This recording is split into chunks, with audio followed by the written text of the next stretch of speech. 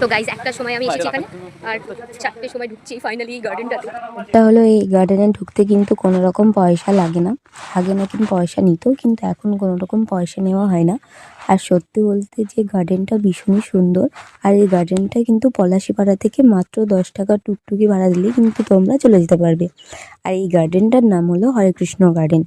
গার্ডেনটা সত্যিই সুন্দর, কিন্তু গার্ডেনটা সবসময় খোলা থাকে না। এটাই আমার ব্যাপার, যে কেন খোলা রাখে না এরা। এত সুন্দর একটা জায়গা, মানে এত সুন্দর এরা সাজিয়েছে, তোমাদেরকে কি বলবো। তুমি ভিতরে যত যাবে ততই চমক দেখতে পাবে। মানে ব্যাপারটাই এরকম, এত সুন্দর, মানে আমি তোমাদেরকে বলে বোঝাতে পারবো না। মানে এত সুন্দর, আর জায়গাটা কিন্তু খুবই টিপটাপ। আর চারিদিকে প্রকৃতির সমাবেশে একদমই সেই লেভেলের ভালো লাগছিল।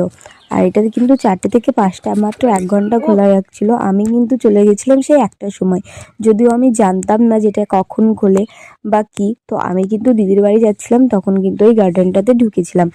তো আমি তো জানতাম না যে এটা 4টের সময় খোলে। তো তোমাদেরকে বলে রাখলাম, তোমরা যদি যাও অবশ্যই 4টের সময় যাবে, আর 5টার মধ্যে দেখে আবার বাড়ি ফিরতে পারবে। আমার একটু সমস্যাই হয়েছিল, অনেকক্ষণ ওখানে ওয়েট করেছিলাম। আর আমি যে নিয়ে বসেছিলাম যে আমি দেখবো তারপরে যাব, মানে কি করব বলো, সেরকমভাবে ওইদিকে যাওয়া হয় না। তো আজকে বার হইতে পেরেছি বাড়ি থেকে, তো যেতে তো হবেই, না হলে তো মন শান্তি হবে না, তাই না?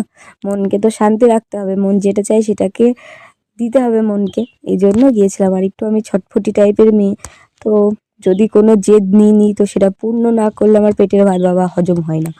তো এই জন্যই দেখে এসেছিলাম। মানে আমার মনে হয়েছিল একটা জায়গা থেকে আমি তো নাচতে লেগেছি। কি সুন্দর জায়গা ভাই, তোমরা অবশ্যই আসবে।